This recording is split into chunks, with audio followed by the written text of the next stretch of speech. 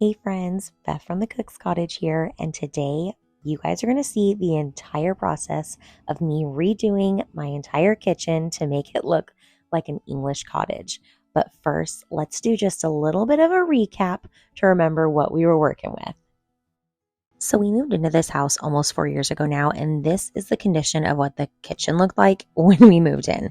It was incredibly small, and there was a drop ceiling, which made it feel even more small and enclosed. And we decided we needed to bust down some walls to open this space up. So that's exactly what we did. But we did have somebody come and do the drywalling for us because we just weren't totally comfortable with that, doing it ourselves. But then we slapped some paint on these existing cabinets and knew that we were putting lipstick on a pig, but we wanted to make it work for as long as possible.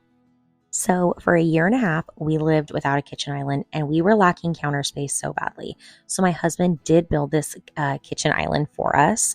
And from the first stroke of paint of blue on this kitchen island, I knew I absolutely despised it. So this year, I decided to paint the kitchen island Accessible Beige by Sherwin-Williams. And really, that is what started this idea of redoing the entire kitchen all by myself. So without further ado, let's get to remaking this space.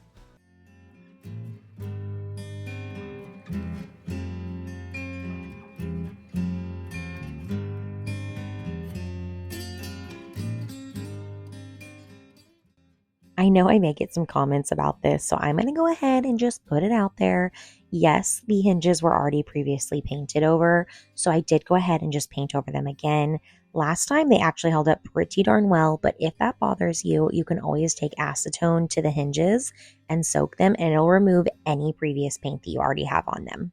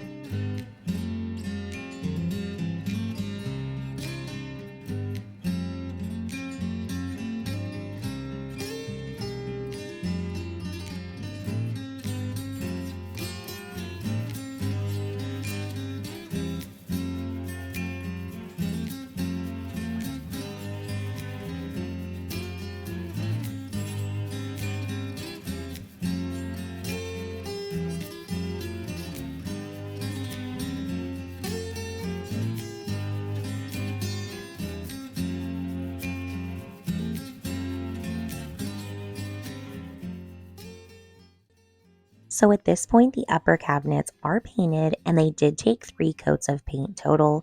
And then in the evening, I went ahead and got started on the lower cabinets.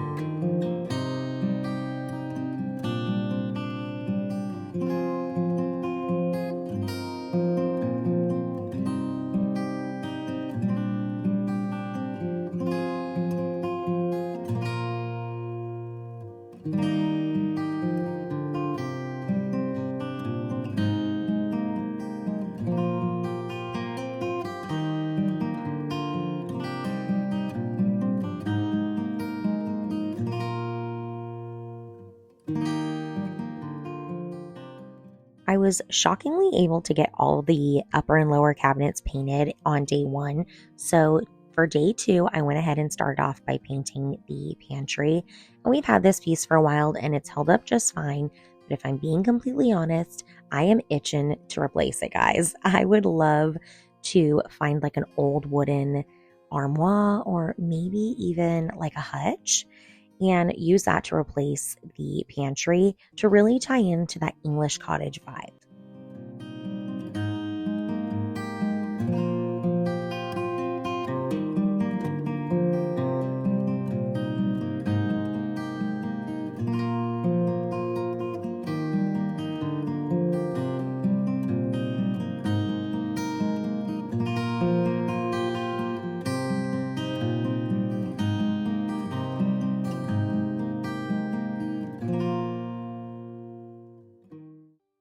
So, since I do a lot of home projects, I already had a gallon of this paint on hand. Again, the color is Accessible Beige by Sherman-Williams.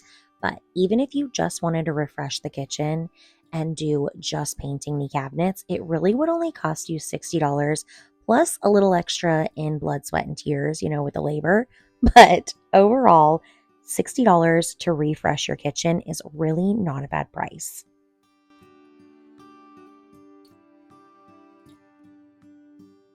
Now, if you guys thought I was stopping there, you are surely mistaken. I wanted to make this the English cottage kitchen of my dreams. So I hopped onto Amazon and I wanted to find like a fake stone. And I came up with this. And this material, you guys would not believe. It is so easy to work with and incredibly forgiving. Now, along with this, you are going to need some kind of construction adhesive glue and some spackling, as well as a putty scraper. Before committing and putting it up on the wall, I did do a tester piece the night before. So I slapped on some of the spackling onto basically anywhere that there was a groove. And then taking that damp washcloth, I went ahead and just patted it over and over and over again. I did, once it was on the wall, learn that I needed to put way more spackling on there. The next day when it was dried, it honestly looked even better. So I just absolutely love how this turned out. So as you guys can see, I am placing them just to make sure that I had enough pieces, because there's nothing worse than starting a project and being like, oh my gosh, I ran out of materials. So I had plenty left over. I did buy 20 total. And I will be honest with you guys, the price of this fake stone has gone up since I purchased it. So for 20 sheets, it is about $200. I did go ahead and remove the tile because I wanted the backsplash to completely meet the countertop flush. And then that way I could caulk it and make it a lot more seamless of a transition. So when it actually comes to hanging these pieces, I'm going to be honest, there's a lot of measuring and cutting and measuring again and cutting again. But these pieces are so forgiving. And if you do the spackling over it, you're going to notice just how easy it is to really hide those flaws and imperfections.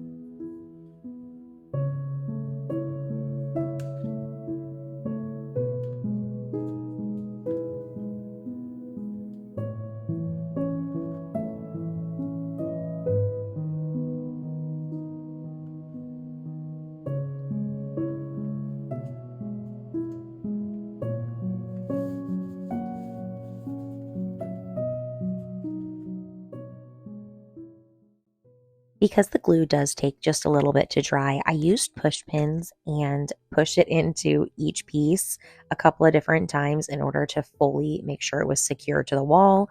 And then the next day, I did go ahead and remove them before applying the spackling.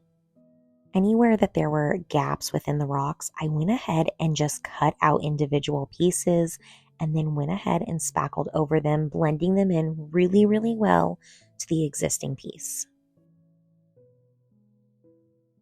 Now, when it comes to the spackling, there really is no rhyme or reason on where I place it. I kind of focused in between the transition of the rocks, and then just making sure that it was scraped until it was flat so there weren't clumps of spackling.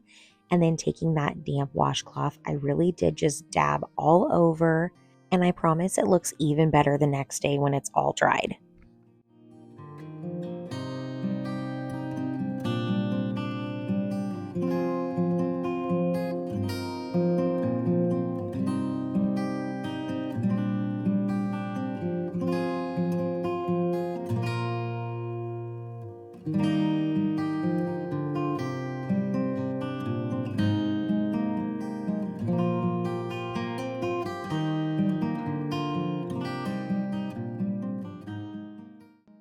These cabinets have actually never had any kind of handle on them, so I wanted to find some kind of a wooden knob to really stick with that cottage feel.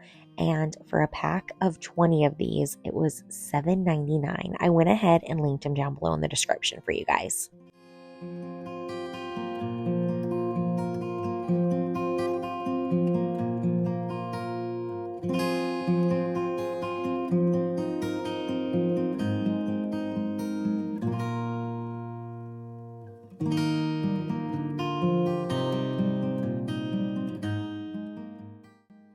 Because I wanted the backsplash and the countertop to transition as smoothly as possible, I went ahead and went in with some caulk and I applied it, I smoothed it out, I let it dry for about 15 minutes, and then going in with that same damp washcloth, I went ahead and patted it just to give it that really seamless transition.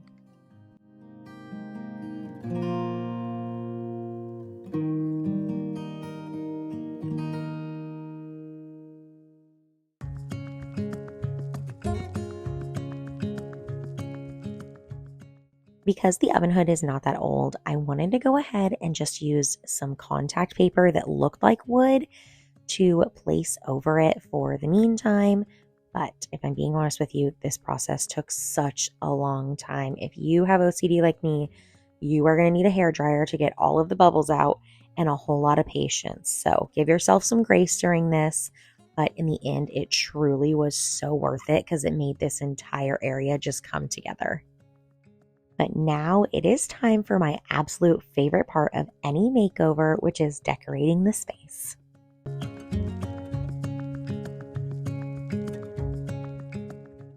To give you guys a cost breakdown for this project, the gallon of paint was $60, the backsplash was $199 for 20 sheets, the spackling was $14 each, and I used 3 of them.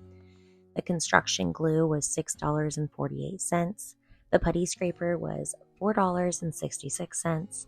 The wooden cabinet handles for a pack of 20 was $7.99. The caulk was $2.97. The contact paper for the hood was $9.98, bringing the total for this project to $333.08.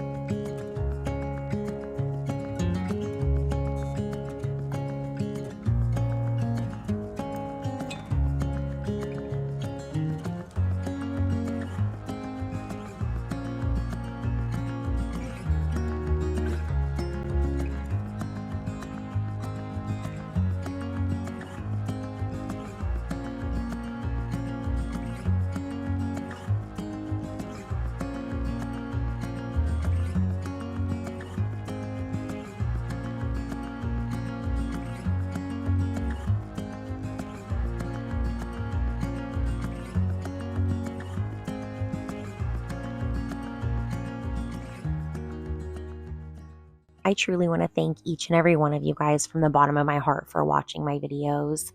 I hope that this video maybe gave you guys a little bit of inspiration to change up your guys' kitchen. If you guys enjoyed, please be sure to like and subscribe and leave me a comment down below letting me know what your favorite part of the remodel was. I'll see y'all in the next one.